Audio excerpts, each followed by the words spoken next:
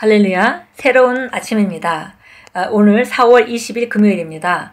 하나님께서 우리에게 주신 놀라운 삶을 오늘도 우리가 이 땅 안에서 나타냄으로 말미암아 하나님의 아름다운 덕을 선포하는 삶을 살아가기로 결단합니다.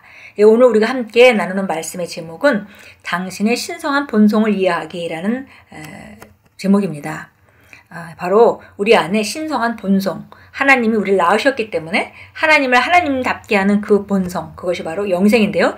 그 영생하는 생명이 우리 안에 있다는 것을 우리가 이해해야 된다라는 그런 말씀이 되겠습니다. 오늘 성경 구절은 베드로서 1장 4절 말씀입니다.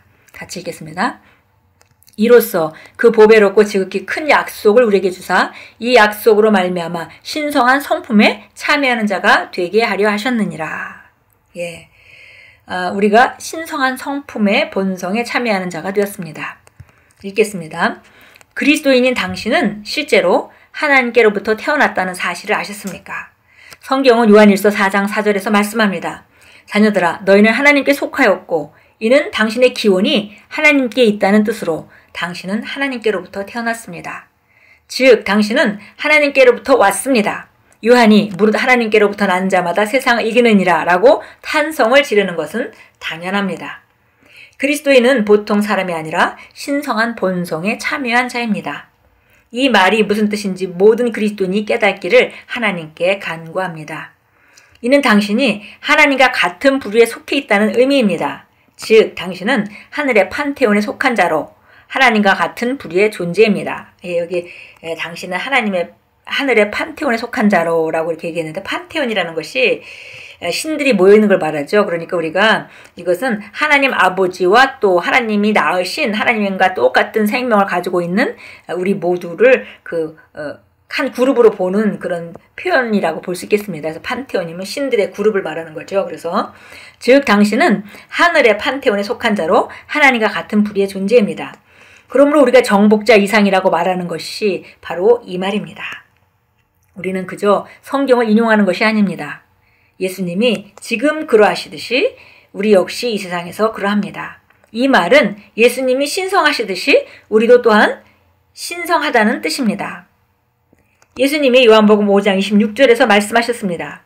아버지께서 자기 속에 생명이 있음 같이 아들에게도 생명을 주어 그 속에 있게 하셨고, 그런 다음 요한일서 5장 11절 12절을 말씀합니다. 또 증거는 이것이니 하나님이 우리에게 영생을 주신 것과 이 생명이 그의 아들 안에 있는 그것이니라. 아들 안에 있는 자에게는 생명이 있고, 우리는 주님께 있는 것과 같은 생명이 있는데 그 생명은 신성한 생명으로 우리를 절대 멸망할 수 없게 해줍니다. 그래서 바로 우리가 여기 지금 얘기하는 신성한 생명을 하는 것은 딴 것이 아니라 우리 안에 예수님을 영접할 때 받아들였던 영생을 말하는 것인 것을 우리가 알 수 있습니다. 바로 그 아들 안에 있는 생명, 그 생명이 있는 자에게는 영생이 있고 그 생명이 없는 자에게는 그 영생이 없다, 이렇게 말했죠. 그래서 그 신성한 생명은 생명으로 기능하는 사람은 절대 멸망당할 수 없습니다. 그리스도인인 당신은 아파서는 안 된다고 우리가 말할 때 이 실제를 전제로 한 것입니다. 신성한 건강은 하나님으로부터 나온 소망이나 약속이 아니라 당신의 본성입니다.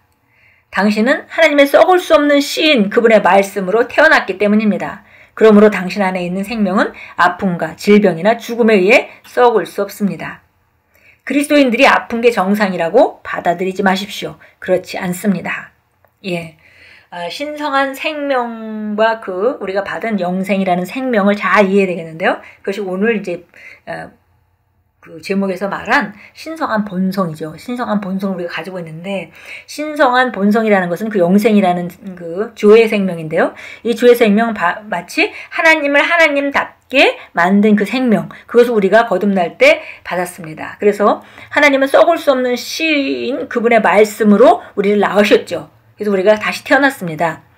그래서 우리가 하나님이 가지고 계신 그 영생하는 생명, 조의 생명을 가지고 있기 때문에 우리가 하나님께서 아픔이나 질병으로 고통당하는 것을 우리가 상상할 수 없듯이 우리가 그 똑같은 생명의 본질을 가지고 있기 때문에 우리가 그것을 인식해야 된다라고 말씀합니다.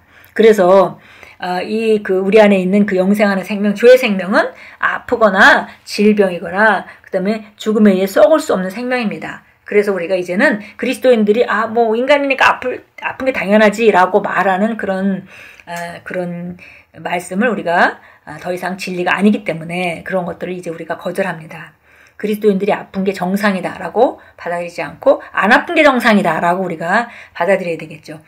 마치 우리가 삶 가운데 질병에 아직도 고통당하는 부분이 있다 하더라도 우리가 진리는 진리대로 선포할 때 우리가 우리 삶의 실제가 되는 것입니다. 그래서 우리가 뭐 감기가 걸리고 그런 걸 경험한다 할지라도 우리가 해야 될 말은 그리스도인들이 아픈 게 정상이 아니다 라고 말하는 곳에 우리가 초점을 둬야 하고, 그럴 때 그런 우리 안에 있는 영생하는 생명, 주의 생명이 잘 인식되고 그것이 풀어놓아져서 오히려 우리가 그런 삶으로 나아가게 됩니다.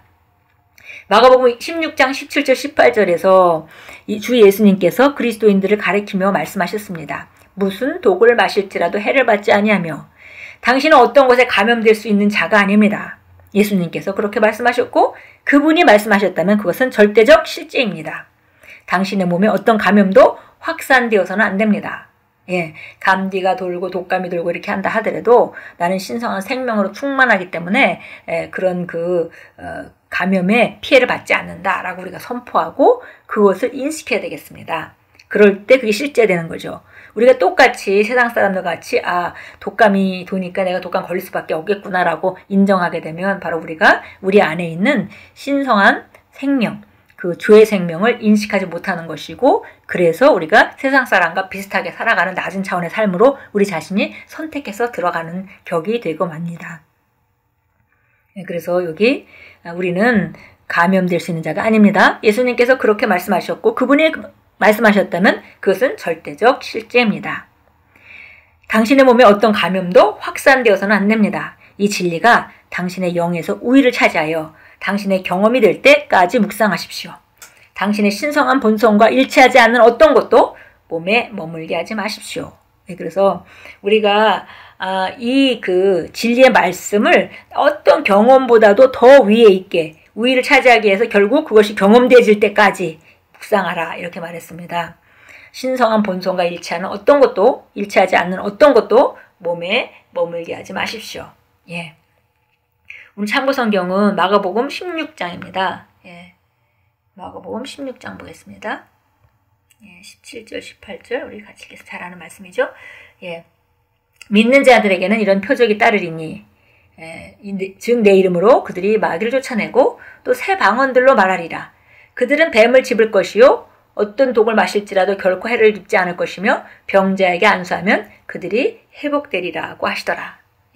여기 믿는 자들에게 이런 표적이 따르리니, 그래서 우리가 믿는 자들, 영생을 가진 자들의 기능을 말하고 있죠. 그래서 내 이름으로 그들이 귀신을 쫓아내고 또 새 방언들을 말하고 뱀을 집을 것이며 어떤 독을 마실지라도 결코 해를 입지 않고 병든 사람에게 손을 얹으면 나을 것이다 라고 말씀하셨습니다. 우리가 우리 중 대부분이 새 방언을 말하죠. 믿는 자가 되었기 때문에. 그리고 또 우리가 귀신을 쫓아냅니다. 그렇다면 거기서 끝나는 것이 아니라 어떤 독을 마실지라도 결코 해를 받지 않고 뱀의 독이 우리를 해하지 못한다는 거, 또 그리고 병든 사람에게 안수하면 그들이 나을 것이라는 거, 이것까지 우리가 똑같은 진리의 말씀으로 우리가 전진해야 되겠습니다. 그래서 요즘 우리가 아픈 사람에게 손을 얹는 그런 훈련을 하고 있고, 그리고 우리가 많은 결과들을 또 내고 있습니다. 누가복음 10장 19절로 갑니다.